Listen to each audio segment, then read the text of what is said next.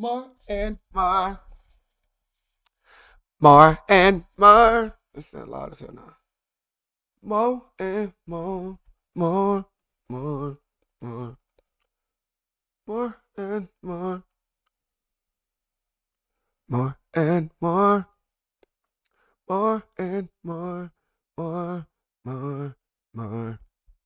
What's up with everybody? How you doing, y'all? How y'all doing today? It's your boy ODM Slim, man. Another like the other, man. Today, we bringing to you one of the hilarious peoples in this building, in this game. Do it up all the time, do it up. We can't act like once upon a time in our life, we wasn't trying to be this man. How to be a player. Bill Bellamy. I seen this, Carmelo got this little thing. We finna start doing more. We're gonna start spreading our wings a little bit farther. You know what I'm saying? Straight up. Start spreading our wings a little bit farther. That's what we on. About to start spreading our wings. And going to different, you know what I'm saying, shits. Pretty wings. Pretty wings. Pretty wings. Pretty wings. Let's get them lights up right now. Get them lights up real fast, real brief. While I do this and do that. My food out the way. My weed up here. My paper to roll blunts. Backwood. I'll blow that in a minute. You know what I'm saying? Bosco was right for swinging on Trapper. I'm going to get Bosco response tomorrow. I'm going to get, I got a couple of things I'm going to do tomorrow, man. I got a couple of things that I will do tomorrow. I got Baby Runner little situation I'm going to do tomorrow. Baby Runner responding to X4 and all the things. You know what I'm saying? Straight up.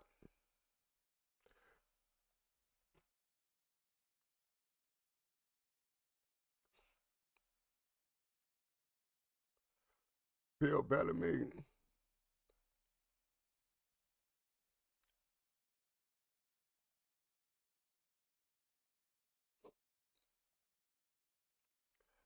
So the path. Yeah, that's cool.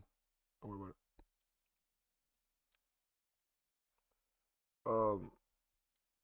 This is 7 p.m.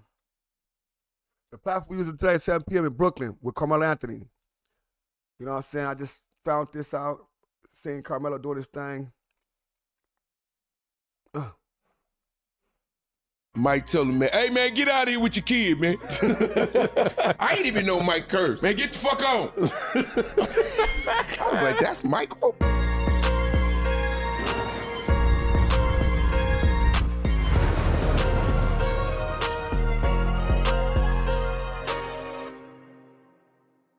Yo, peace. Welcome back to 7 p.m. I'm Carmelo Anthony here with my co-host. You know what it is. My name is Kazim Famiwide. You could call me Kaz, and this is a Wave Original presented by FanDuel, the official sports betting partner of the NBA. Melo. Yes.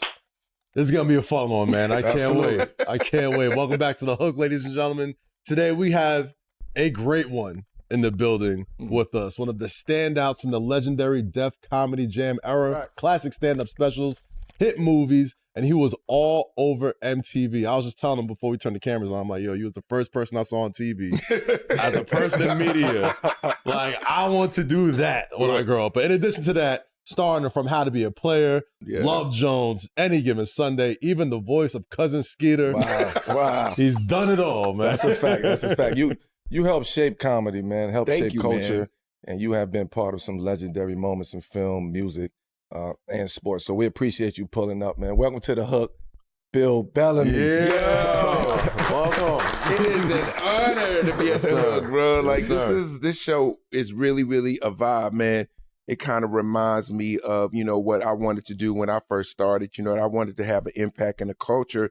And now that we have social media and different guys have, you know, their platforms, it's so nice to see, like me, knowing you for so long, but now to see all the things that you care about, and all the people you know what I'm saying. They get them, and people now get a chance to see your personality through your show. Absolutely, it's a dope look. Yeah, man. I don't think enough people give you proper credit for being like one of the OG young black influence. We didn't have a name for it back then, but like young black influencer, just watching somebody on TV, just doing cool stuff, talking to all cool people in a way that's funny and informative. Like it's truly an honor to have you here, man. For real. I just wanted to ideally be an ambassador for the culture. You know what I'm saying? Because I came up out of Jersey, and I just always been a hip hop cat. Always loved music and hooping.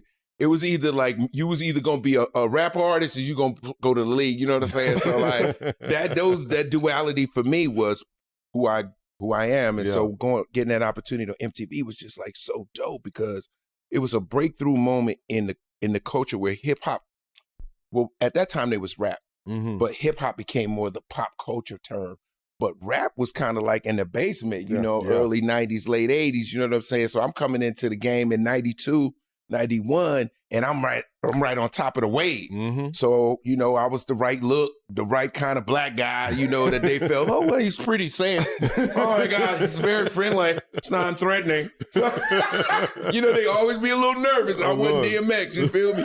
So I was able to get into those households and help be a part of changing perspective on what we are. Yeah. You know what I mean? The fashion, remember back in the day, you was rocking the FUBU and the cross colors, and we was watching we was doing I remember back then we was wearing polo heavy, all the bright ass colors, you know, bright orange, green. Jersey was heavy polo. Yeah, heavy polo. Yeah. What you know about that? I mean, Newark. You from Newark, right? Yes, sir. Yes, sir. Yeah. Heavy polo. So we was polo too down there in B-More. That's why I said that's how I know that. I always had to keep it Ralph heavy. Ralph. Got to keep the Ralph super heavy. But Bill, let's kick it off the same way. Okay. We kick off every single episode with a section we like to call the Connect, right? Okay. It's what we do when our guests come into the couch, and we like to talk to them with our Hall of Fame co-host Carmelo Anthony about either the first time they met, first time they connected. Sometimes it's the first time they see each other on TV, but with as much history that you have had, I'm sure you have with Melo, a personal story about so the first time you met Melo. Okay. Let me tell you the first time I saw Melo before he saw me. I was a super duper Slam magazine fan. Okay. Shout out Slam. I got Dennis Page. He was on the Epic cover. And it was him, Bron, your class was crazy. Their class, McDonald's, something, Melo, braids, headband. I said, yo, who my man? Who my man? Said, who my man? Like, cause you know, back then we didn't have internet. So you was getting whispers. They was like, yo, this is cat, Carmelo Anthony going to the league immediately. That's how they was talking about you in the barbershop. It's like, yo, who the hell is Carmelo? Cut to, I see him on Slam magazine. I read about him. I'm like, yo, this dude nice. He from around the way. Not thinking I was ever going to meet him. And so then, next thing you know, he comes to the Knicks. And I'm like, yo, oh, snap, that's my man. And now I'm on fire, too. So he kind of know me, too. But it's our first time, but we like, yo, my man! I forget where we was. We was like in Soho somewhere. And this is like after the games and stuff like that. And Melo was carrying the city for us, you know what I mean? That's a fact. And then, cut to, he was in Denver. I go to Denver. I go where Melo go. We go to Denver. It's my high. You might have the order mixed up. I think it was Denver first and then New York. No, Denver. It was Denver, then New York. Then back to New York. My bad. So when we were in Denver, lip balm all day. Yo, you dizzy. They don't tell you when you in the mountains. Melo up there dizzy, his braids is falling out, but he's still putting up buckets. They got AI. It was so funny. At one time, it looked like AI was a little Melo. I don't know if you remember. Anyway, they look like big and small. Anyway, like the movie Twins, or like at that time. So to me, I've always admired Carmelo's talent and how he was able to navigate in a LeBron era, because at that time, you know, all that stuff was LeBron, and here goes Dwayne, here goes Chris Paul, you know what I mean? But Carmelo always made sure he stood out, and I was just like, I always thought that was dope, and I just always admired his game. You know, I came from a basketball family, so I'm like, I always loved basketball, and then there's certain dudes that I was just like, wow, he's one of my guys because he's a big dude that could do guard shit. You know what I mean? You was the first dude that I seen at that time that had all the skills of a 2 guard and a 6'8" dude. So that's my That's my intro. Melo, do you remember the first time meeting Bill? Not so much as the first time, but just, again, culture brings us together. Yeah. You know what I mean?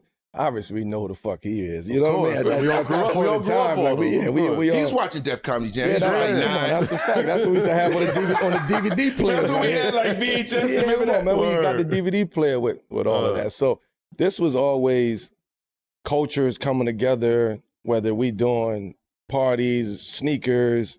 I see they just pulled him up there with the M3s.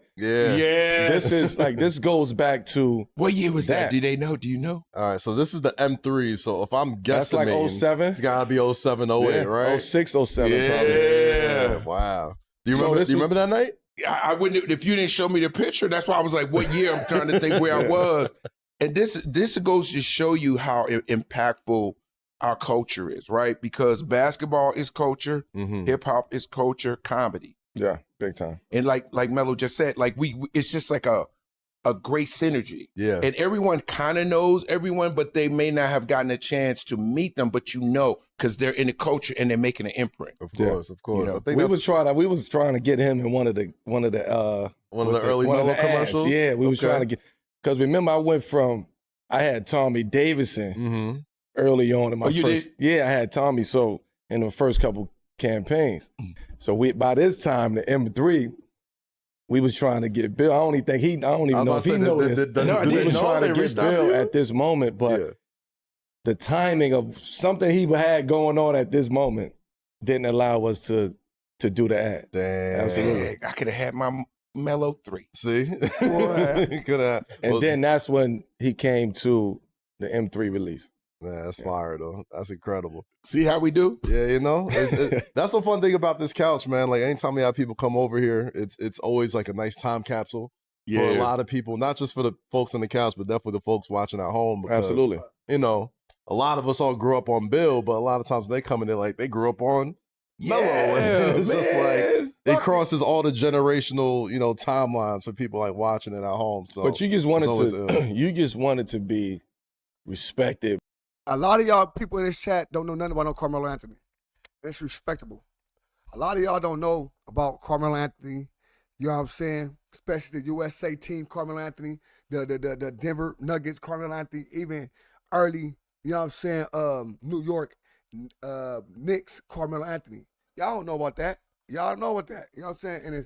And this man was a genius when it came to putting the buckets in the basket. By other genres too. You know, we wanted the comedians to respect it. We wanted the rappers to respect this. We wanted the actors, you know what I mean? So when we walked in these rooms where everybody is in there, back then you was looked at as an athlete. Yeah. Oh, he's just an athlete. You ain't looked at as nothing else. Right. It was very few athletes that were able to do multiple things simultaneously. Because I remember when AI came in the league, they said he had a rap album, but it never came out. Yeah. I remember I was at Kobe's video shoot for his rap single. With Tyra. You right? Yeah. I was in that video hooping with Brian McKnight and everything. One single, done. Who else? You know, Shaq put out a couple singles. So your cousin. Big Diesel did a bunch of stuff that came out, which was cool. But most recently, I heard Damon Lillard. Dame Dollar got some nice bars. I like what he was doing. And then I heard something. KD did something.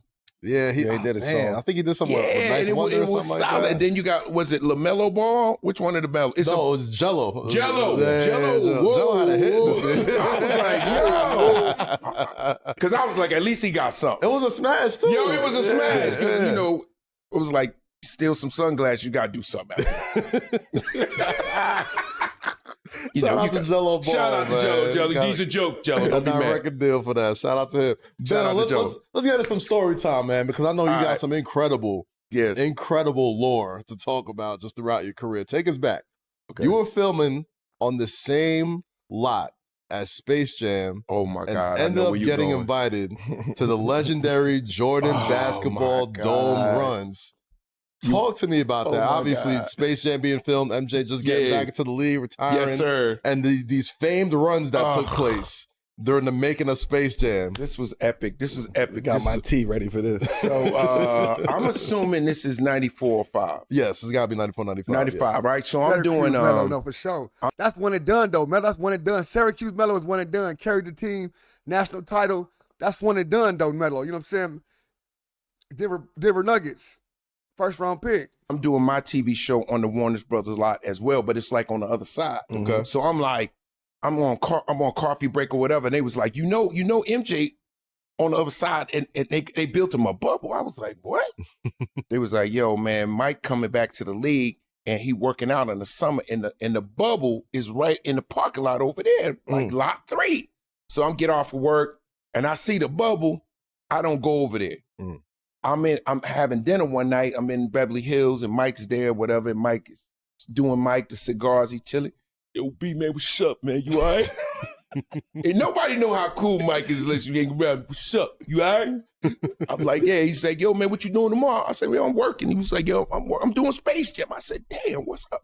He's like, yo, man, come to the run. We do a little run in the afternoon. What's your game like? And I'm like, I'm solid. Man, I get over there. Toby Bailey, Grant Hill, Jason Kidd. Damn, it was about This future Hall of Famers everywhere. bro. The level of ball players in there was like really on that level, right? And it was summertime, so they had a couple of cats that played overseas, and then they had me and like Damon Wayans, right? So I'm like, damn, man, I don't know if they're gonna let us get in or whatever. Because what was dope. You got all these ball players play overseas and shit, right? All that type of shit. You got 2 actors, cuz. Niggas on the sideline. It was everything. Right. Just imagine Equinox on steroids in the parking lot. Mike had everything. Lobster, shrimp, hoop. They had the parquet floor. They had the showers, the steam room, in the bubble for this man. I said, I got to make me some more money. I got to get to this Mike J level because they doing everything. So anyway, make speed story up. Mike was like, yo, come on, B, get on this run. I was like, oh, snap. We get out on the court. I'm on the court with Mike, right? And it just dawned on me that I'm on the court with Mike. And he threw the ball with, but this is what I didn't realize. NBA players throw a chest pass. It's like a baseball. Like, it's like, and it's coming and it go boom, right? I was like, he was like, what the fuck you gonna do with it? You gonna look at it? He didn't realize I was in awe because I'm like, yo, this is my idol. Yeah. I'm like, oh, snap. Then I get out of it or whatever. He was like, hey, Bill, man, let me see what you gonna do with that thing, boy. Let me see what you gonna do with that thing. So I get a couple buckets or whatever. I get a couple buckets. Come on, man. I seen the Rocket Jock. I'm gonna get my buckets. You know what I'm saying? I seen the Rocket Jock. This is the thing. I'm gonna show you how I got my face cracked. Okay. So I get a couple buckets. I'm like, man, shit, I'm actually kind of nice. I'm thinking they going full steam. They not. They just playing around. Then y'all got that click like, let's go, dog. Yeah. When they say, let's go, dog, turn up, bro. Everything start going fast. And they start flying. And they throw a chest pass full court. I said, hey, time out, Mike. Hey. I said, I'm out. I can't do it no more. And I sat on the side, right? And even Mike wasn't playing. Yeah. Cut to all the pros is playing now. And as you watch the game elevate, you realize how skillful it just went from regular playing around to like, oh my God. And that's when I said, yo, I'm a comedian. Yeah. Well, I mean, even on there with the greatest to ever do it. Yeah, and man. Them guys it's are really good. A rumor that he's coming back to the league at this time, right? Like, it was. Hey, Sherm, don't even worry about it. Because they walking in the building to say something for a reason. They want to be seen, want to be heard, want to be acknowledged. Fuck them. It's 2026. Fuck them. The year of the fuck them. The year of the fuck them. Just like that. Know that. Fuck them. The buzz. Yeah. The buzz was that Mike was working out to come back. And so I just had gotten lucky. You know, I played with a lot of pros before, but like that was very, very special because at that time, I had only hung out with Mike like at dinner, having cigars. Like he never invited me to play no ball like that. So that was just a special moment. But one thing I would share with you about Michael Jordan is that you didn't realize how famous he was until you hung out with him. Because Melo, you're famous, but that's Michael Jackson. Like, yo, it's levels to the shit. You feel me? Of course. I remember, let me tell you how famous Michael Jordan was. I was hanging out with Mike the night he had 55 in Jersey. Okay. So after the show, the show, basically put on a show, after the game, we come back to the city and we hanging at this spot used to be called Moomba's. So Ahmad Rashad came there that night. Jason Williams, he was hooping that night. So there was I'm trying to think of somebody else that I could see right now, but I can't picture their face. All of that was going on. You hanging out with Mike, they rope off the entire section of the restaurant. You know how like some people, the table? No, nigga. The whole restaurant is shut down and y'all other people eat way over there, right? So we in the restaurant, Mike can smoke cigars then. Here go the guys. Bell. Now I'm Mike's assistant. They ain't even asking for my autograph. I'm with him. Bell, can you ask Michael to sign our ball? I'm like, I ain't his assistant. They like, Bill, can you ask Mike, would you take a picture of this, bro? Come on, man. Come on, man. Like, it's Bill Michael Jordan. Bellamy, man. I'm Bill Bellamy now. I'm assistant. Like, I'm popping right now. What you talking about? Seriously, that's how it was. Like, he was that kind of famous where you Did you just get go. autographs for him, though? Did you get the balls? No, that's not. No, he wasn't doing that in the restaurant. Mike told me, hey, man, get out of here with your kid, man. I didn't even know Mike cursed. Yeah, man, get the fuck on. I was like, that's Michael? I didn't even know Mike cursed. Hey, man, get the fuck out of here with that, bro. You see we eat? Well, Mike be cursed. He cursed. But I didn't know he cursed at the time. Yeah. You know what I mean? Because on TV, I didn't he know was how always... much he cursed until I started talking to this man about.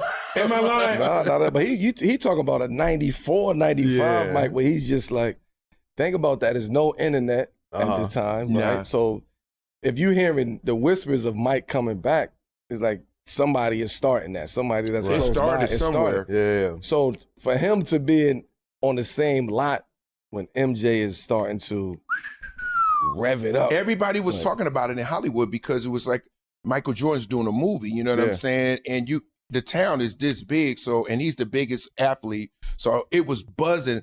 I just didn't know it was right there. I just happened to be working for the same company, you know, and it was beautiful what they laid out for him. I was like, that's called stardom, bro. Yeah. That's like getting the biggest trailer in the world. Yeah.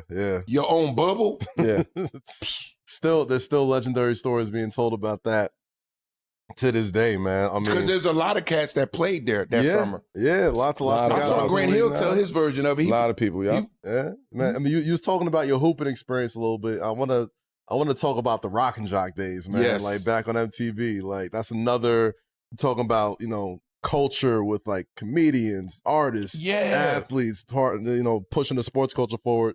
For folks who don't remember Rock and Jock back in the day, was crazy. Rock and Jock They was should bring that back. they Wasn't got it to. fun? They got to. It was the illest Rock and Jock sports basketball and culture moment on MTV. Talk to me about it. It was so Rock and Jock basketball to me was so fun because let's say I get a chance to meet Carmelo in the most personal way. He's not working. He's having a good time, and he lose. So he's like, yo, man, he going for 80. Yeah. Like I played with Gary Payton, Isaiah Ryder, Kevin Garnett. I mean, all these guys are brand new. They're in the league. They're personality guys. They're funny guys. You know what I'm saying? Ken Griffey Jr. You'd be surprised how many guys are multi-athletes. Yeah. Like, they could play hoop. They could play football, play basketball. Like, they were so athletic. I'll never forget when Isaiah Ryder dunked on me, bro. Yo, it was so embarrassing, bro. It was so embarrassing. I should have known Ken Griffey Jr. would set me up because it was a 2-on-1 on the fast break. I had to make a choice. I forgot Zay was on the runway, right? So I go to Ken Griffey and he throws it up. Here he come. All across the top of my head. Man. Yeah, you know the one where they push you down? Yeah, that was on TV. Damn. Yeah. Hey, they're going to pull this clip up right after this? Yeah, you got it. It's a fact. And then another fun moment was Gary Payton scored the most points ever.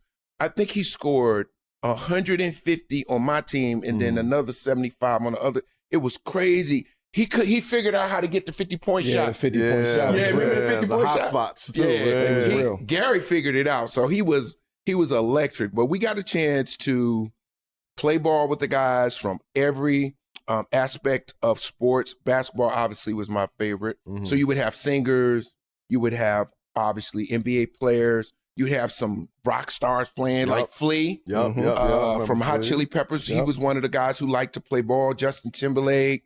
I'm trying to think of somebody else. Nelly used to kill. Nelly, Michael Bivins. You know, these are guys that actually could play basketball, and you know, and it was fun because we were living out our dreams. Sort of playing with these guys. And they was at the top of the for sure. top of the industry. I remember them highlights that you was naming. Do you remember how old were you? You were probably in high school then, right? Yeah. He was in high school, and it was big. Yeah, I went to. Go ahead. No, because I remember it's. Speaking from, an athlete's perspective, it's almost impossible to do that now. Nah, they won't because they don't even let the athletes do any, they have to know what thing you're working out on in the summertime every time. Like, it almost felt like it was a little bit looser back then. It was being on the court with Let me tell you how fun the athletes. NBA was when I came up in the game. So Shaq comes in the league, 92? Yeah, 92, yeah. In the summer of 92, 93, 94, they used to be summer runs where you could literally, they were like celebrity ball games, and different players were having them in different cities back then, and they weren't sanctioned, but you could play. Right. Let me tell you the dopest game I ever played in that was like phenomenal. It was at University of Maryland. We had Penny Hardaway, Scottie Pippen was playing, LJ was playing. I'm trying to think of somebody else at that. And it was full throttle. Like, they was playing for real. The first half is like lightweight, like all-star, and then the second half of the game, they go full throttle. But we got to play with them, and something happened where I think LJ got hurt. Right. And then they started cracking down on y'all guys playing. So did they have to get approved first? For the love of the game clause. Yeah, that was MJ. MJ was the only one who they explain it. Tell me.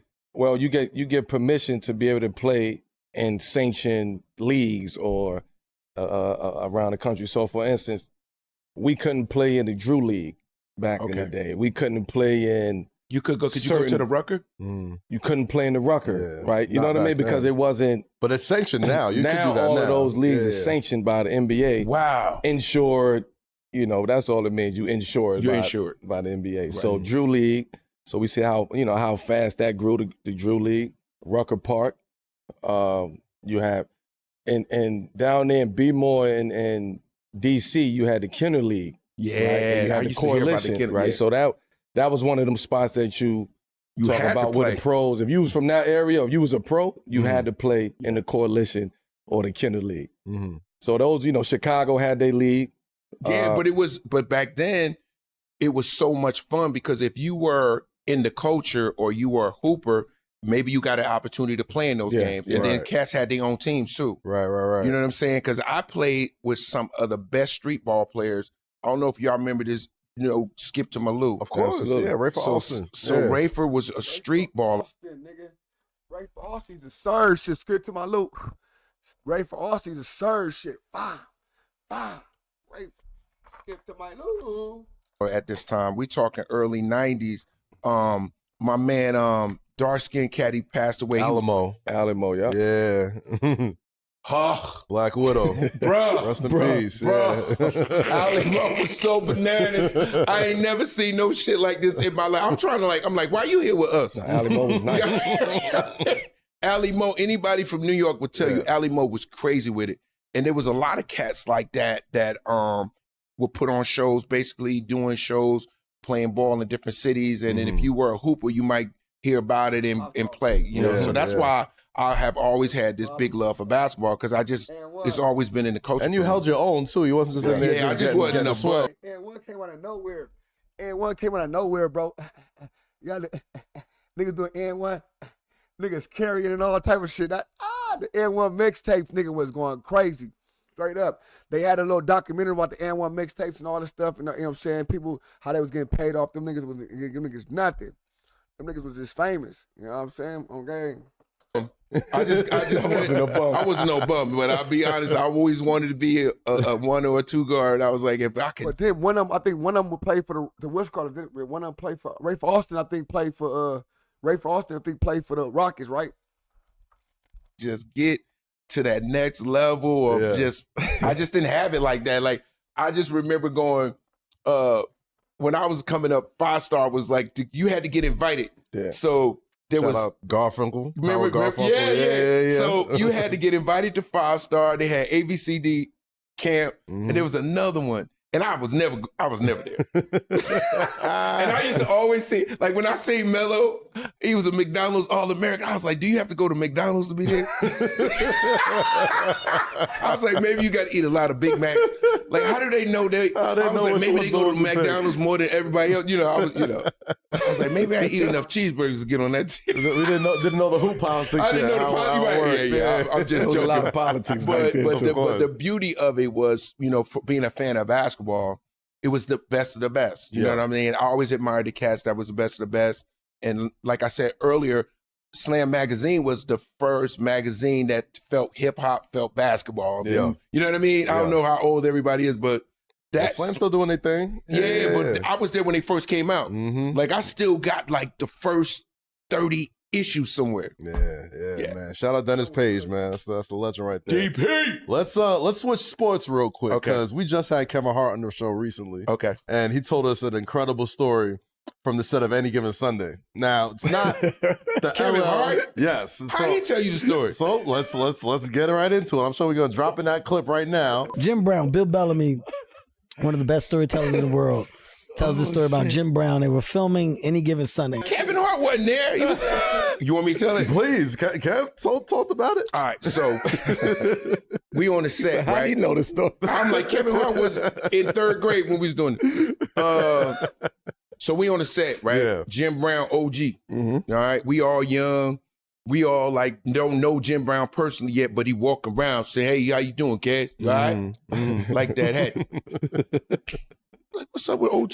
Story. It's really rest in peace, man. What was it like being like being on the set with all of those personalities? Because Any Given Sunday was so crazy because you got to imagine, we got all the veterans. You got Al Pacino, you got Cameron Diaz, Legendary. You got James Woods, and then you have the next tier of up and coming guys. You got me, LL, and Jamie. So we're like the culture part of it, the younger part. You got the people that like are the big Hollywood studio kind of actors and actresses. And you got Lawrence Taylor. And then you got LT. Now, we didn't even know where he was. LT, they was like, yo, he gonna be here at some point. They couldn't find LT. They had, you want to hear another story? Yeah, please. Michael Clark Duncan was playing the role first because they couldn't find LT. Rest in peace, man. They couldn't, rest in peace, Michael Clark Duncan. Michael Clark Duncan was playing the role at first. And I don't know if you could imagine how big Michael, coffee like to drink. Right. Mike was so intimidating and so big. And so when he came in, at first he was getting a tryout and it was kind of locked in. He tore his pec muscle. Damn. I didn't even know you could tear this. He tore his pec muscle and he was like, I don't think I'm prepared to do this shit no more. Everybody's like, Mike, what's wrong? I think I tore my pec, baby. God damn it. Off the boat. Because I think Mike was on them steroids. Man. He was big as hell. Off the boat. I remember him saying, it's off the boat. So how LT coming? So LT just... I don't know how they found him, man. They found LT on a golf course somewhere. He showed up. He was like, hey, man, y'all need me in this movie.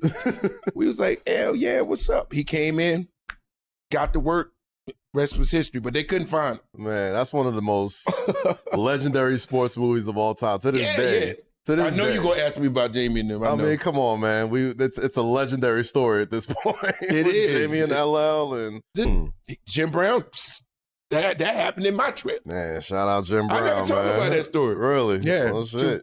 Right in the middle. Jim Brown was right, though. Leave it to Cass to bring up some shit. Jim Brown appreciate He that. was right. He broke those barriers. Yeah, though. but he did. Yeah. He got in trouble over that too. Yeah. He was the first in a lot of.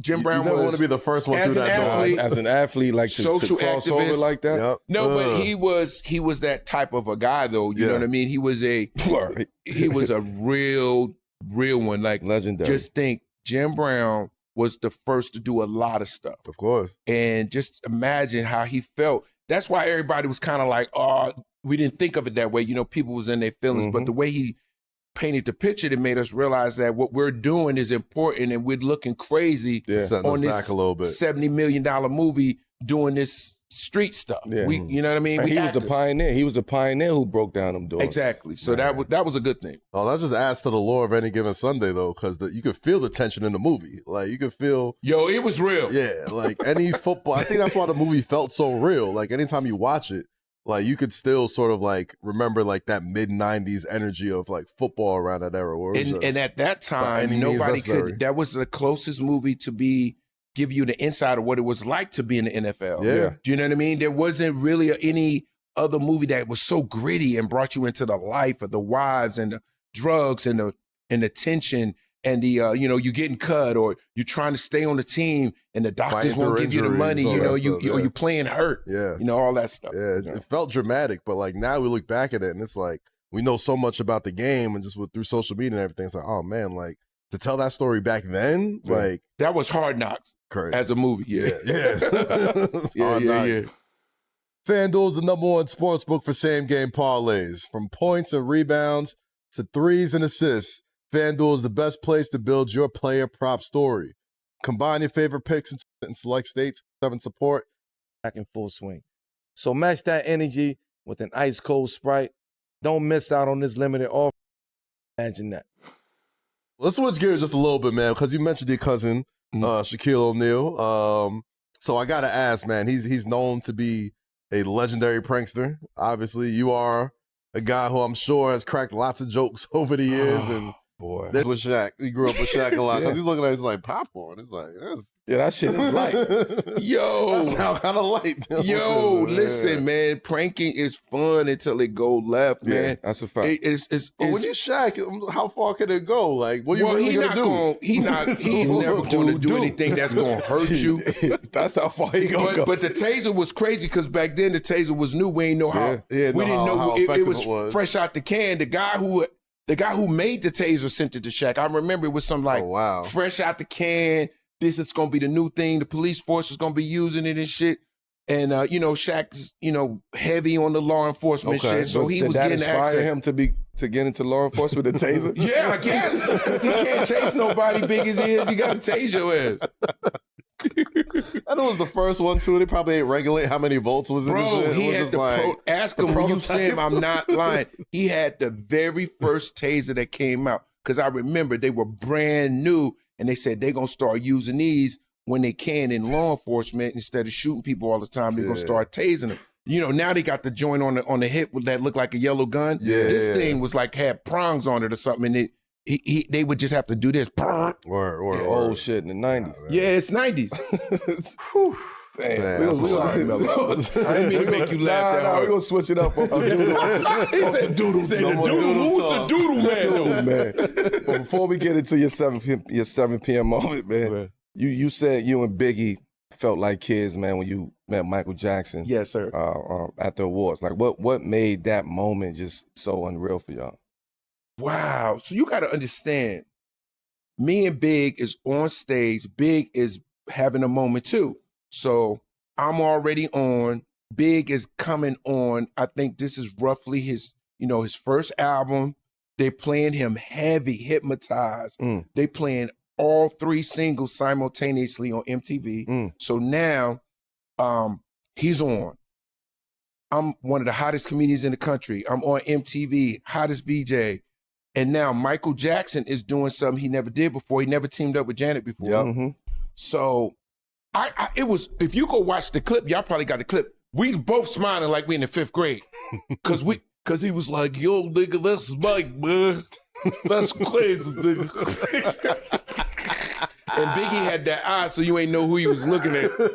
He was like, because this eye be over here, and he be like looking at Mike right there. So we on stage, if you go back and you look at it, I go, and winter is, open up the thing, Mike is sitting right there, and with Janet. Okay. And I think they win the Vanguard Award, if I'm not mistaken. And they walking towards her.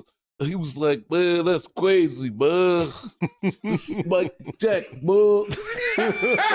And Mike came up, shook our hands, and we stood back like, oh. And that's another level of like, we're stars, like baby stars, but he's like, Come on, son. Yeah, colossal. That's a supernova. It was a crazy moment. Crazy. Even when I look at it now, I still remember how I felt because I was like, oh my God. Because at one point, Michael Jackson didn't seem real. Yeah. He was so big.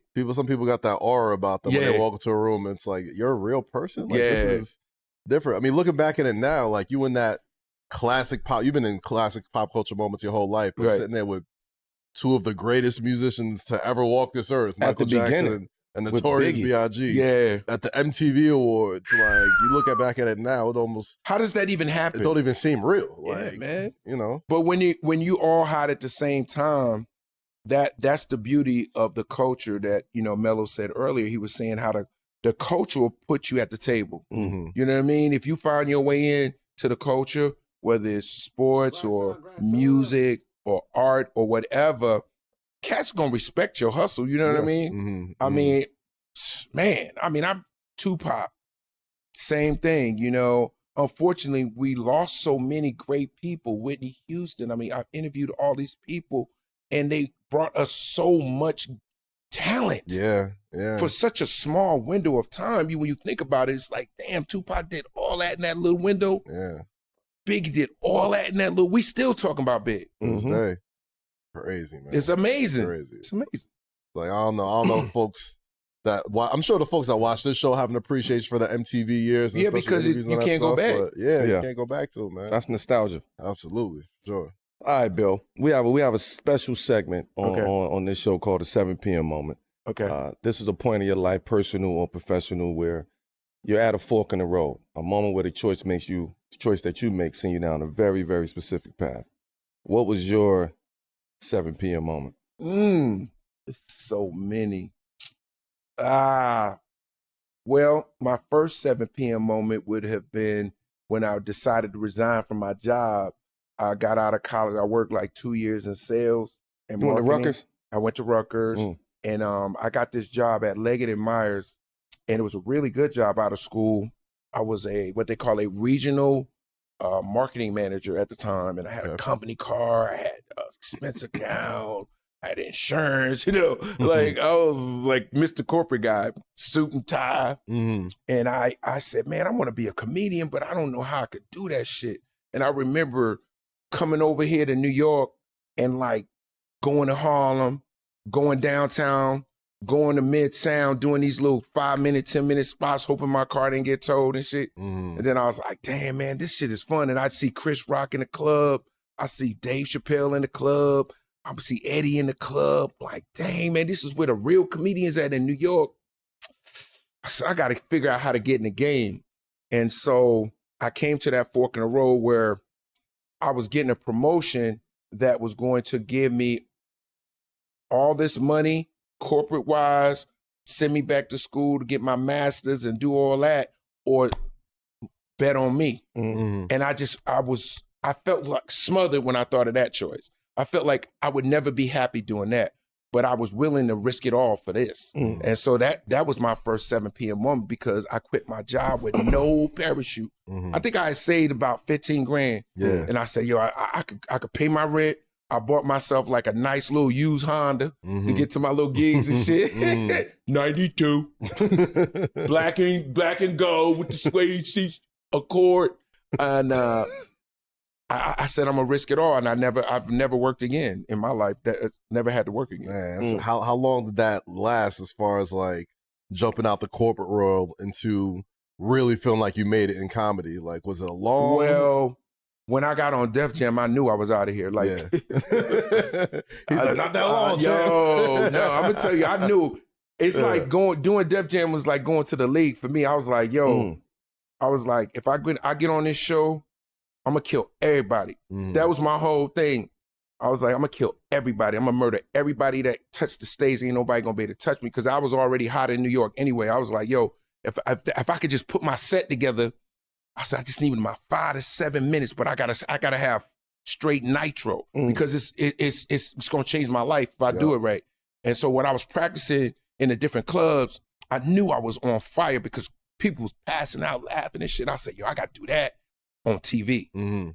So everybody was buzzing about HBO at the time, and I was like, yo, this shit is like the Rucker. Like you gotta go for 60 to show everybody you one of the best. You can't you can't go to the Rucker and do 15. That's not enough. Like you might as well stay home.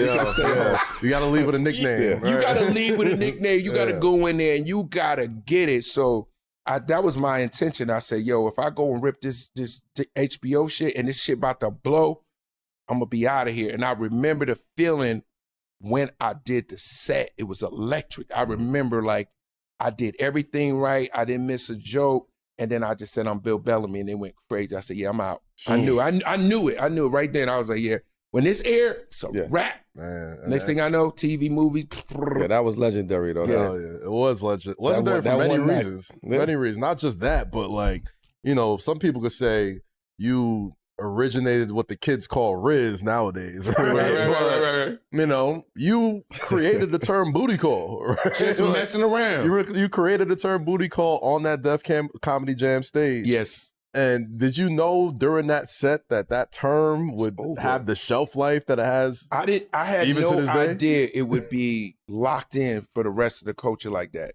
I knew every time I did it on stage, it was crazy, bro. I mean, crazy. People was passing out. Oh my God, because they had never heard it before. It's almost like maybe saying a bar that's so clever in on a rap album that everybody reciting it. That's what it was. It was like, yo, it was like a clever bar that everybody was like, yo, booty call, that shit real. That's me, fam. Oh, like you can hear him repeat. Yo, I had 2 of them. Yo, I had one yesterday. You like it, but people was doing it. They just didn't have a way to say it. That's how I knew it was cracking. I just wished I would have trademarked it at the time. Yeah. I wouldn't even be here, be a hologram. Did somebody tell you? It's on the Bill Bellamy robot. I didn't know, man. I was so 20. How did it go from there to the movie though? Like even if like there wasn't, you didn't really have the rights to it. Once it got on Def Jam, people saying it so much, and then boom, boom, boom, boom, and then somebody decided to make Booty Call a movie. I named one of my comedy specials Booty Call. Then the movie came. And the reason I wasn't in the movie because I chose to do Love Jones. So, and they were both at the same time. So Tommy and Jamie end up doing Booty Call the movie, and I end up doing Love Jones. So that was the, you know, people get that confused, but that's how that happened. Nice. But like, you kind of have like, you kind of got your get back with How to Be a Player though. Yeah. Like that was kind of like the booty call. Yeah, me living it out. Booty call. Yeah. Me living it up. I was like, how old were you when you saw a Booty Call? What Melo? year was that? It was 97. Yeah, I was about 14. Did you see it in the movie theater? No, we had to sneak in the movie theater. You know what I'm saying? We had the movie theater down the harbor in Baltimore where you had to. You act like you're going to see the karate movie and then go there. You go. We used to do that too. You pay for one movie, they hit all the movies in there. Yeah, that's what we used to do too. So you sneak in there. So when How to Be a Player comes out, right? Like that whole movie, you know, you call a movie How to Be a Player, like people are gonna take notes and see how, you know, how you went about your day, like juggling all these women. And like I said, it's kind of what the kids call Riz now, right? Okay. Like, do you feel like you kind of set the blueprint for how to be a player when it first came out? That the movies are like real life to people, you know what I'm saying? Like to this day, people always say, yo, man, you taught me how to be a player, man. Growing up watching you, man, I still watch that movie. It's somebody's favorite classic, right? And what I like about doing that film was the fun of it. You know, even women like the movie because it wasn't like I was an asshole or arrogant. I was charming and fun, and I just happened to have a bunch of girlfriends and stuff, right? And so when you think about How to Be a Player, just imagine being a kid in a candy store. You're happy, and you're like, yo, I can eat whatever candy I want today because it's my best day ever, right? And that's why I think a lot of candy being ate. Yeah, think about it. Think about That's this. a sick way to look at that. Yeah, but you know what I'm saying? It's like I get to eat my favorite candy today. Maybe not every day, but today I'm getting. We gotta check where we at, y'all. We gotta check where we at. You know what I'm saying? We already in an hour. It's almost over. Let's check how we doing. You know what I'm saying? We gotta check, make sure, because everybody be saying we be botting up. I want to see how the fuck we botting up in the middle of the program. We doing a program. We just botting up. We just botting up, y'all. Everybody think I'm this bot ass platform. 13,000 for the 14,000 for sure, y'all. Let's keep it up.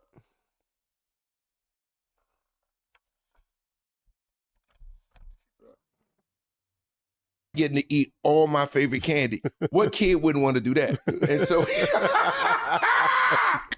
you know what I'm saying? It's just like when you get to the league and you make it, you young, you 21, you 22, and you getting access to the baddest chicks you ever seen in your life, and they really bout you. Mm-hmm. That's the feeling of how to be a player. It's like making it, you get to eat all the favorite meals you want. You get to go where you want to go. You got the money to do it. And that's basically the spirit of that movie, but you got to do it the right way. Yeah, you know what I mean? For sure. And so I was showing my boys how to move, stick and move, you know what I mean? But what people don't talk about, I ain't never take no bath. I was like, dang, I was really moving kind of nasty. Nobody talking about that. That is a fact. That's a fact. Had the hating sister in the movie my too. sister hating on me. Yeah, it was a lot. You got the bread, but you smell nasty. It's crazy. Yeah, that's not.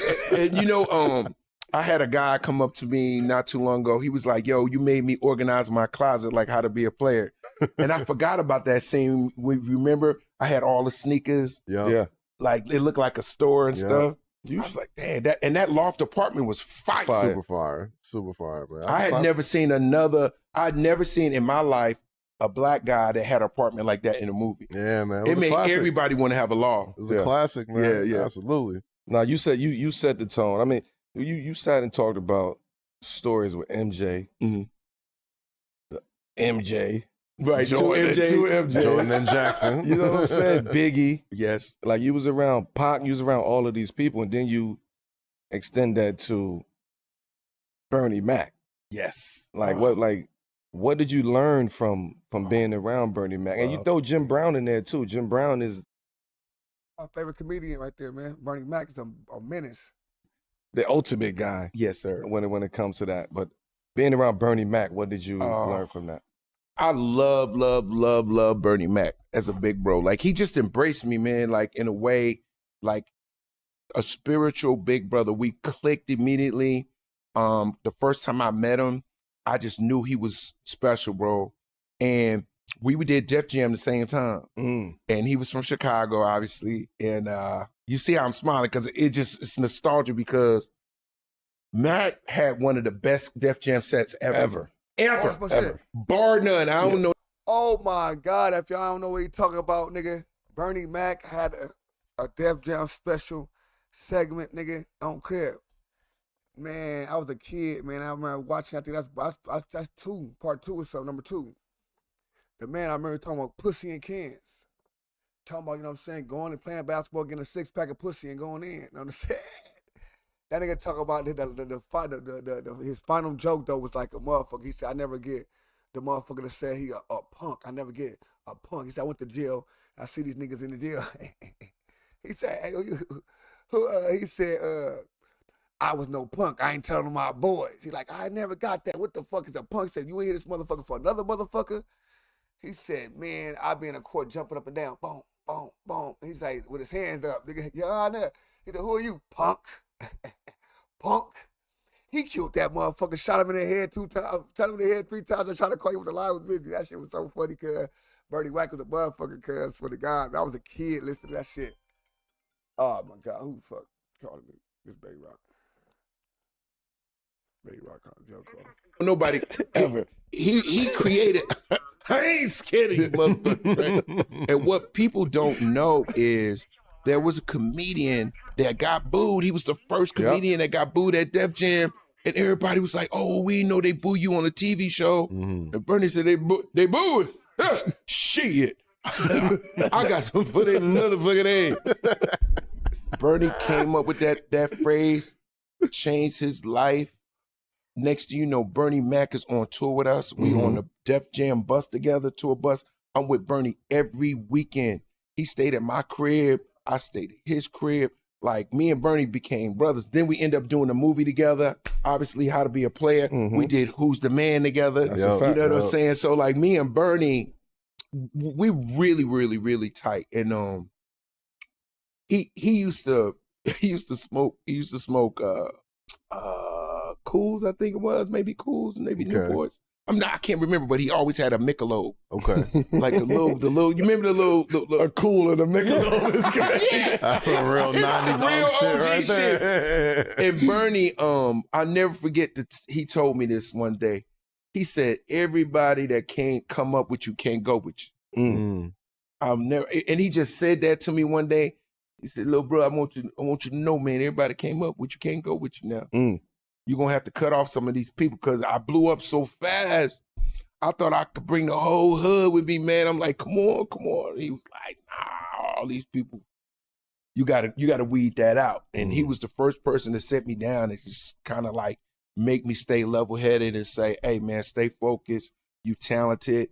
Take your time. Make good decisions. And he was, at the time, he hadn't even got to his start, and he was giving me the advice like he had already made it. He made it later. Right. You know what I mean? Right. His star was on the rise as well. Yeah, I mean, like, just the timing he passed, right? Like, there's only a handful of comedians that have, like, the show named after them, the syndicated, like the Bernie Mac show. You know what I mean? And it was like his personality. It was his personality. Yeah. He helped create that sort of, like, confessional style TV show where like he's kind of going back and forth and all that type of stuff. He's one of them dudes that, like, I think we all loved him when he was here, but since he's been gone, like everybody sort of like looked at him as one of those, like, dude, like, he's like everybody's favorite cousin, uncle. Yep. I mean, even now, like, thank God for social media, because I can see a clip of him and I will stop and watch it again. You know what I'm saying? And his comedy was so real and so honest, and that's beautiful because they're like little songs that we get to see, and I just enjoy that people haven't forgot who he is, and that we still have a reverence for him in the culture. Oh, he's stamped. He ain't. Oh, he's stamped, right? He ain't. He ain't. That's Bernie Mac, man. He ain't going nowhere. No. Shout out to Bernie. But Bill, we got another segment on here called Run the Ones, man, and Run the Ones is presented by Xfinity. It's a cross-era hypothetical segment, right? It's not about who's the better 5-on-5 player.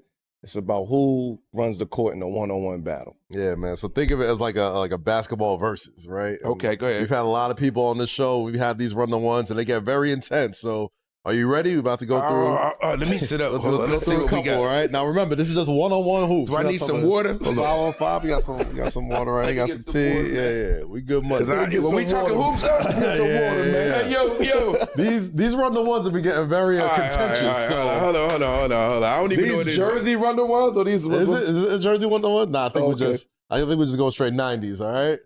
All right, straight 90s? I like we going 90s? 90s one-on-one? Okay, let's go. Let's run the ones. First off, go. Your cousin Shaquille O'Neal versus Hakeem Olajuwon. Oh. Who runs the ones? He don't go against family. Of course, I don't think he's gonna go against Shaq.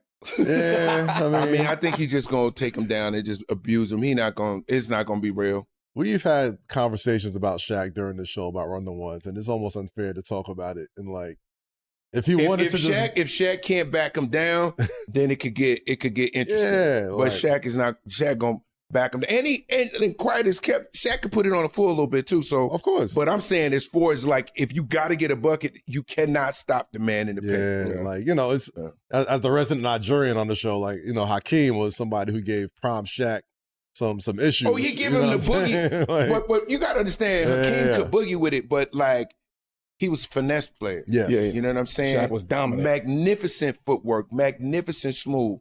But power is just going to win. If his winner's out, take the ball in, and he just could. We would never see that type of power. We would never see that type of power. Bro, I've seen people doing this like this, putting their arm on Shaq and just still going under the basket, bro. It's Go back and watch Shaq. I'm talking vintage Shaq. Let's go 92 to 95. Orlando, Dikembe Mutombo, I'm rest in peace. talking All of them. drop, step, turn, boom. I'm talking one dribble, boom. Like, what are you? He was 100% in the paint, And bro. this was fast, Shaq. And he was fast. Dog. When he was running full speed. What are you doing with that? Nothing. Nothing. Throwing it on David Robinson. Was the All-Star Come game on David on. Robinson when he put him through the rim like that? Come like, on, I was like, come bro. on, son. Unbelievable. We would never see nothing like that. Like, He's the most. nothing. He's probably the most unfair. Next time we do run the ones, we might have to have like a Shaq rule. Where Yeah, it's I like, didn't never see Wilt. right. I right. did. I see some black Yeah, and white. but he fucking wasn't shit. as strong as him. He was a Yeah, that big, This is dominant different. player. This Shaquille O'Neal is one of one.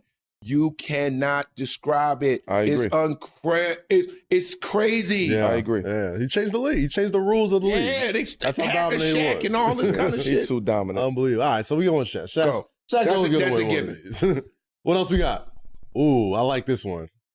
This might be a little tough. This might be a Nah, it little ain't. tougher than I doubt want to. 1-on-1. Michael Jordan versus Dwayne Wade. Who run the ones? I love both of them, but Mike cooking them. Mike cooking them with his tongue out, with the little baby herringbone. Done. Ain't nothing he can do. That 6'4" can't do nothing with it. Yeah. Now, I'm going to tell you right now, D-Wade going to get buckets, though. Oh, for sure. For sure. I promise you D-Wade is going to make it interesting, Yeah. but Michael Jordan got another gear. I think Mike going to have a gear that just going to have to... Yeah. I feel like D-Wade at the peak of his powers was close to MJ. But MJ's still MJ. Yeah, but we talking about peak D-Wade when a he was one-on-one like, player versus yeah. the GOAT. a not one-on-one player. Yeah. You know what I mean? D-Wade was a one-on-one player, but like You would be better within a off. system. You know what I mean? He wasn't like You'd one-on-one. be better off. The better comparison would be D-Wade versus vintage Derrick Rose. Now we cooking. Okay. All right. I like Because that. now it's like, uh-oh. Damn, Derrick Rose was one of my Rose was favorite bananas. players when he was healthy, man. Oh, yeah. Healthy D-Rose Yeah, against D-Wade, both healthy. Unbelievable. I don't know where that's going to go. But Unbelievable. I'm watching it. Go If ahead. we doing D-Rose, can we do D-Rose D-Wade? If we doing D-Rose D-Wade? Y'all can use that for the next show. That's yeah, a we'll good do one. this one. That's the bet. That's a bet to me. That's a better lineup because it's power. Wait. It's a better lineup to me because it's athleticism, Yeah. speed, and power. So they kind of like mirror each other. No, if you ever watch old Derrick Rose highlights, he was so violently athletic. Insane. Like he was so violently athletic. Like you watch it now, and you understand why his body didn't hold up the way it did. Yeah, It's and like it makes you mad that these guards ain't that. Like, dog, like the like, body. he was just what he built was like doing, that. yeah. Yeah, He was super fast. D-Wade was different though, bro. That's D-Wade was different too. D-Wade had, he had shit that D-Rose was. D-Rose was getting it from him. Mm-hmm. Like the way that he played low to the ground, the way that he played in a pick and roll, split pick and rolls, like strong get up as quick. hell. get up quick. His first step to the dunk, like He was 6'4", but he had a wingspan like a motherfucker. So he like, took he Ginobili's Euro step yeah, That's and a put fact. a whole new twist put onto power that. on it. He put power on the Euro step. It was He a put finesse culture move. on the Euro step. He brought it to Shout Chicago. Shout out to Flash. Shout out to Wow. Flash, man. Friend of the Flash, show. wow. Fam. Whatever the fuck you going by right now. All right, what else we got? Okay, that's a good one. Kevin Garnett versus Chris Webber. Who run the one? Ooh, we talking prime C Now, Web? that is a really good one right there. Man, That's a good Chris one. Webber. Oh, that's a good That might be one of the best ones that y'all That's a came tough up one. with. I'm not gonna That's a lie. Who good came one. up with the production? Y'all Yeah, did they- that. yeah, they did that. Shout out my guy. All right, Steve, so KG, Marty. we talking prime. We're talking prime for prime. Yeah, one-on-one. Check up. Yeah. Check ball, Me top and of you the in the key. gym. Who got it? KG. I'm going KG. I'm gonna bro. go with KG, Okay. and I'm gonna tell you why I go with Kevin Garnett, cause he got Boogie, so he gonna bring him out. He gonna shoot over C Web, and if you keep the ball, you keeping the ball when you score. I think KG gonna win Yeah. because it's hard. He's what 6'11", Yeah. 6'11". He put it on the floor. He's 7 strong. feet. Maybe 7 feet or whatever. He one of the first height liars. On the He always wanted to go by 6'11". But you got to understand, KG really is a stretch two guard. Yeah. So I'm going with KG. Man, I remember. What would you do? So if we talking prime C-Web, right? Like I thought his best attribute was ability to like pass as well, right? Like not only just score, be strong and be in a 5-man rotation, but I seen a clip of him during I forgot what's the name of the documentary that came out. It's called We Beat the Dream Team, right? Oh yeah, he was. And they're talking about this is C-Web fresh out of college, and he's like the man. And he was raw. Team 92, and apparently C-Web was giving work to all the big men. Bro, let's not forget who C-Web was. Bro. He was the truth. Let's not forget who the fuck C-Web was. That's how I'm trying to put him on. I'm like, yo, he know. I know he know, but I'm just saying, let's not forget who C-Dub was, man. He was bananas. He was different. Very, very different. Dominant in college. Very strong, super athletic. He was different. He was different. Can handle. And he had finesse too. But that's what I'm saying now. That's why I said I'm just using my, my IQ with basketball. Right. If they playing one-on-one and Kevin gets to get the ball back after he scored, it might be a problem. Yeah, I give KG the edge. KG different now. KG. Well, That KG game ain't can gonna take him never- outside. that He's game not ain't going to gonna let him never bang end. him out like that. Nah. And KG, I mean, damn, that's That a good game one. not gonna never end. I feel like KG might be have the slight edge defensively.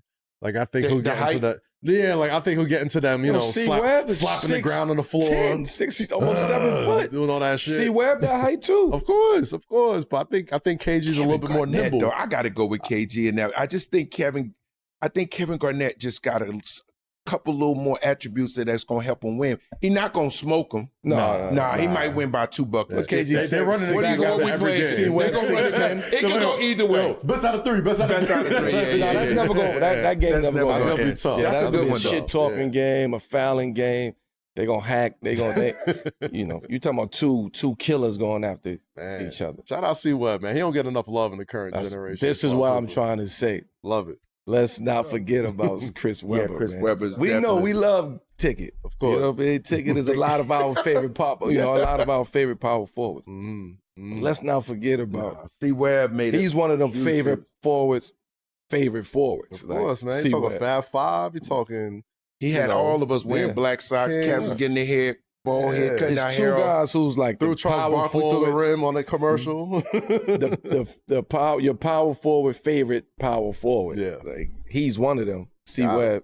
And Who's your top? Rashid is one of them. Oh, Rashid. He loves Rashid Wallace. Wallace. Those are the two. Though, when you Why talk don't people about talk about Rob? when you talk about your favorite forward, Rashid favorite was forwards, everything. like, Well, she gave you this. not even that. she I'm passed talking it down. about. I'm talking Game. about Power. Bullet Sheed. I'm Yes. talking. You know what I mean? I'm Yeah. talking about Philly Sheed, They don't high even school have power Sheed, forward Carolina no more. Sheed. Power forward, the You know? true art of what a power forward is changed. Yeah. Because everything's a hybrid to me now. But back, like you said, like Rashid. He was a Wallace, hybrid. Well, it's because of He was Sheed, a hybrid, though. yeah. Like they was like, yo, we need you to be able to stretch the floor and do X, Y, Z. Ooh. If you're gonna be 6'10", 6'11". She was one of the first people doing that, and he was Could shoot the three. Tim Duncan. Can post up on any block. Mm-hmm. Can score over any shoulder. Plays D. Protects the rim. Shit talk. You know what I'm saying? Give you a Like, tech or two. and he was a gangster. Like, Fact. if you want the mold of a power forward, that's the mold that you want. man. What about, can I throw one in there? Indeed. Yeah, of course. LaMarcus Aldridge. Man. Yeah. I was a big fan of LaMarcus I Aldridge. always LaMarcus like- Aldridge was He was- more of an extension of a Chris Webber than he was an extension of a Garnett. Yeah. Yes, yeah. Because yes. just I agree. different personality, different. You know what I mean? They don't talk about him, but he was a tough Yeah. guard in the box. I mean, he could shoot. He had nice little Yeah. footwork, and he was strong as hell. Like, I always loved his game, but I think he was getting hurt or something, Yeah, right? he got hurt Yeah. a couple times. Yeah. But, he had some really good years. He's one in of them San names that Antonio you later. going when you look up years later, and you see a lot of lists, a lot of statistical categories, and you see LaMarcus Aldridge on there. You be like, damn, I ain't Yeah, I ain't know he did I ain't know he- He's one of them guys. No commercial. He got no commercial. All stats. He got no commercials. Anytime somebody breaks a record, you're gonna see his name in there and be like, "Dang, he was really raw like that." I was like, yeah. LaMarcus. He didn't have no commercials, but he was very, very tough. Yes. Who's your most underrated one-on-one player? I'm gonna go backwards. Let me think. I'm gonna just go in the bag for you since you. You know who I liked, who I thought was super dope, but he just got hurt? Victor Oladipo. Oh, okay. Yeah. Love Oladipo. Yeah, man. He's still trying to get back in the league right now. It's been because he got injured a lot. But I'm thinking, back playing now. Are you saying you're saying like they got one-on-one? Just he's unguardable. Unguardable. If I'm doing that, I'm going Derrick Rose then. Yeah. But if we just talking about you can't do nothing, can't stay in front of him, I'm going D Rose. I'm going AI. I'm going old school Isaiah Thomas. Yeah, Isaiah. That's another person who don't get enough love as well. They don't talk about it enough. Yeah. Somebody else. That's the point of this show, man. They got to break the ice. Yeah. That's why they got to. In order for that to be talked about, that ice got to be broken. One of my favorite one-on-one moves I ever seen was when Joe Johnson put Paul Pierce on the ground. Double cross. Looked like he lost a contact lens. My man he looked like he was looking for roaches. I say, yo, people forget Joe was tough. Yeah, shout out ISO Joe, man. He be in the comments for our joint, man. He's always checking out the show. I love Joe's game. Yeah. He's always like everybody's underrated. Yeah. One-on-one. Because he was on them teams, like the Phoenix teams, the Atlanta teams, that they were kind of like, that first Phoenix Suns team that was like up and down. He didn't get enough credit because it was like Nash and Amari and Matrix and all those dudes. Yeah. But Joe was Quentin Richardson. They had all those guys. niggas but he was a dog, man. I love Joe Johnson. About that. But then he got to Atlanta, he started really once he got the keys to Atlanta. Joe. Bill, it's time for America's #1 segment. It's called What is it? Fuck With It or Fuck Out of Here. This is the segment. That's the That's segment. like It's the America's barbershop. #1 segment, baby. This is where we go throughout the entire internet and we search some of the craziest videos, viral stories, whatever. And then Bill's gonna tell us if he's fucking with it or getting it the fuck out of here. Okay. Are you ready? Go. All right, let's go for it. We got a great research team over there. The Detroit Pistons recently had the Funketeers perform at halftime. OGs that was absolutely getting down in lieu of cheerleaders during the halftime show. Let's check out the Funketeers. Detroit players. Huh? Hey. Hey. Oh, no. My son's still light on his feet. Oh, not Roscoe and them. Go ahead. Yeah, son. Yeah, the feet there you go. white? Yeah. Ooh, the shoulder. Hey. Pass it over to my man. God, walk it out. Walk it out. Yes. Oh, yeah. This is so Detroit, though. I love it. I know they smell like icy hot. Over under on how many Crown Royal bags. So hold up, they don't pass it to the orange and the yellow and all of that. What's the name of them? The Funketeers. Oh yeah, I like them, man. There's some cold Detroit shit though, man. I love it. They got on all the right colors and the Gators. Hell yeah, I got it. I fuck with it. All right, so fuck with it or fuck out of here. You turn into halftime into the unction. The Unk series, yo, I like that. I fuck with that one for real. I'll fuck with that. Shout out to the Unks. Yeah, man, they keeping us the alive. Unk series, man. Hell yeah. Go Shout ahead. out to the What else? Funketeers. And shout out to the Pistons, man. They are having a hell of a season. You keep the Funketeers on there. Shout out to Detroit, the city. Keep hooping.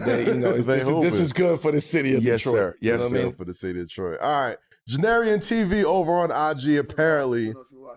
This young fella's dad was tired of him getting in trouble at school. Milk, I'm just listen. All in it. I don't know. I'm watching Carmelo 7 p.m. bro. Check it out. You know what I'm saying? Where we at right now? Milk popped in here, man. I'm saying these niggas wanna 7 p.m. Carmelo Anthony, man. That's what we doing right now. Milky Wave. Where we at right now, bro? We almost out of here. Milk gonna come in at the end. I don't know what I'm looking at. Now I'm at. All right, 20,000. I ain't chilling, Milk. I'm just getting a little chilly. Leave me alone, Milk. and took him to the barbershop to teach him a lesson. Let's check out this video. Oh, come on, son. No. What did he do? Yo, he like, yo, what the fuck, Dad? Wow. What did Not he gonna hold do? you? And you really put the alcohol on That's crazy. Yo, you have he mercy. gave him to George Jefferson. Yo, what did he do? He stole What did he something. do? I got to know some context before I just He probably agree. stole something. Yeah, you talked had to back do to something. the teacher. He was probably online trying to act like he was a real gangster. Probably. And his Probably. father was like, "You all right? I'm gonna show you what a gangster look like. I'm gonna put a hook slide in your head." What the fuck is you hating for, Milky? Milky, you want to do another interview or something, bro? We got to sit down again, Milk. You know what I'm saying? I didn't got Milk cracked up. I got him going, y'all. Yo, man, I couldn't go to school no more. I'm homeschooling. I'm gonna give you this George Jefferson real guys. Yo, you imagine having to go to school without a hat on? Yeah, young old lad.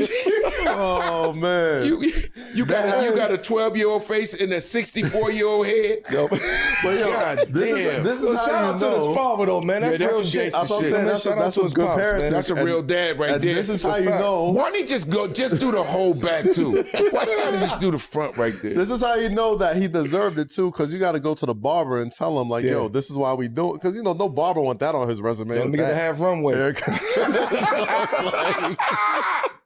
It's like, yeah, he must have done something Bro, to deserve that. shout out to the dad, bro.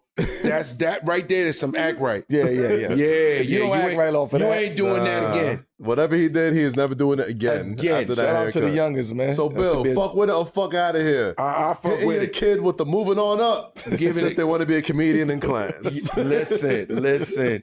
Sometimes discipline comes with consequences. There you go. And sometimes being a dad, you gotta step. You gotta go with that George Jefferson. Man, listen. And you shouldn't be you're beating your funny kids little either, nigga, right? huh? It's like, if you can't whip Oh, their ass, that's better than a beat. that's what, I'll take that over an That ass right whooping there, as a you kid. ain't getting no phone numbers for a year and a Man, half. whip my ass. He said, "Whip my Pardon left, but please don't give me that. Don't not that. I'm nigga the belt. Melo said, "Give me that." Belt ass. Here you go, right. Man, you're not about to do that. I'm not going out. Oh my God, never, Melo, I ever. can't You even gotta see get you more looking like creative with the that at all. parenting, I'm man. sick. I get creative. You know what I mean? I'm sick. I don't even want no haircut. I ain't going to the barbershop. Yo, Bill, man. man. Said, my boy said, my nigga Dre said, hey, Milk, you said people got stabbed? Milk said Braves got stabbed? You know, Milk be lying. Milk don't have no connections to nothing. Milk just be popping it, bro. You know how Milk is. Milk just be popping it. You know what I'm saying? Milk just a nigga with a YouTube channel. Straight up. Milk just a nigga with a YouTube channel, okay? Understand? Milk, you straight.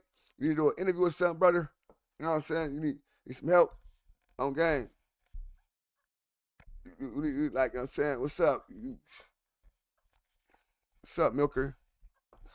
What you need an interview? You need me to cuss you out a couple of times, make you go viral. You want to get put back in the algorithm or something? You know what I'm saying? Straight up. I'll put you in the algorithm right now, Milk. You know what I'm saying? What you want to do? Stupid. I get top tier with your stupid self. Milk, what's up? What's up? What you want to do, Milk? You want to, what's up? You want to, what? What platform you want to go on? This one? My other one? Which one you want to go? We can go viral. We can go on TV shit. You know what I'm saying? What you want to do? I got shit. I got places that we can go. What you want, a little $15, $20? I give you 15. I got 15 for you. Right now, I got 15 for you, Milk. Just let people don't. Nah, man. I don't. Nah, I be just popping it, bro. Let me, you know what I'm saying? This finna be off. This already off. If you look right there, it's only a minute and a half left. So I'm popping it. So now the minute and a half means get up out of here. Make y'all go ahead and leave. So I'm gonna stand it a little bit. Milk wanna pop. I got something to stand on them. You know what I'm saying? I wanna pop it. We just wanna go ahead and finish the last little seconds, brother. of it. I You know what I'm appreciate saying? y'all, man. This is having you on this couch is amazing. What an honor to be here, man. I'm very, very happy that you guys invited me, man. And it's just fun. I feel like we're not even on the show. I feel like we just kicking it. That's the vibe we go for usually. We appreciate you showing up, man. And, you know, again, we give flowers on this show, man. And for you to be over here and you're staple in this game and this culture as a comedian and just as a brother, you know what I mean? As a black man, thank you. Cass, Melo, that's how we do it. 7 p.m. You don't look a day past 30, man. Goddamn. Come on, what man. you doing, How to be a player, baby. Come on, man. Ain't nothing but shea butter, fam. Ain't nothing but shea butter, fam. Man, legendary Bill Bellamy. Yes. You know what it is? This is 7 p.m. in Brooklyn, a Wave original presented by FanDuel. You know what to do. Subscribe to our YouTube channel. For the podcast channels, leave a like, leave a rate and review. Good, bad, indifferent. We love them all. Keep them coming. For our guest, Bill Bellamy, the Hall of Famer Carmelo Anthony. Yes. I'm Kaz. I want to catch y'all next time at the Hook, people. Peace. Now, I got that. Got y'all full, you know what I'm saying? Make sure y'all get it going. We might do the Kevin Hart one day. I like how this Hollywood, you know what I'm saying? Straight up. You know what I'm saying? 7 p.m. 7 p.m. in Brooklyn with Carmelo Anthony, man. Straight up. What did you think about? I know the fuck that is, brother. It's helped me a lot of people. Oh, it's helping a lot of people. So you trying to interrupt? Yeah, man. Nah, Milk just a hater. You know what I'm saying? And sometimes you gotta give these people just a little bit of, you know what I'm saying, comedy with this shit. I'm like, what I'm at. I'm like, 24, that's cool. Man, what we doing, man? Where we at? Where we at today? Where we at right now? Let me see, man.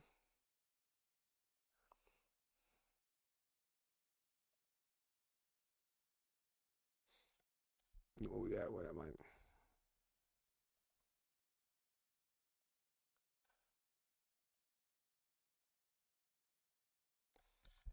How y'all doing? What's cracking?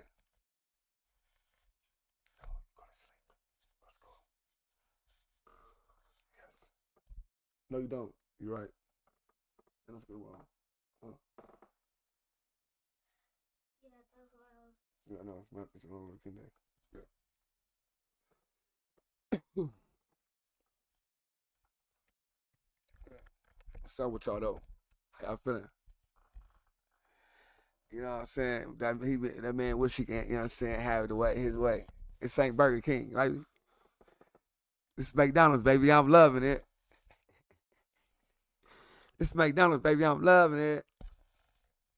What's up with y'all? How y'all feeling, though, man? How y'all feeling, man? What's up, my good people, man? How y'all feeling today? You know, I hope y'all enjoyed yourself.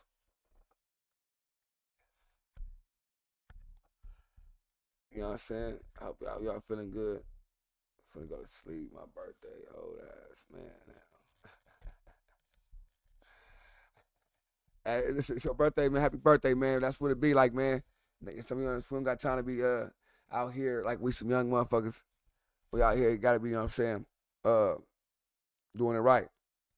On real shit. I ain't gonna lie to you. You know what I'm saying? I chilling on my birthday as well. If I don't want to do nothing else, take a shot here and there, you know what I'm saying, lay down. Y'all enjoy y'all day, man. It's your boy ODM Slim, and I like the other man. I'm out of here, man. See y'all tomorrow, man.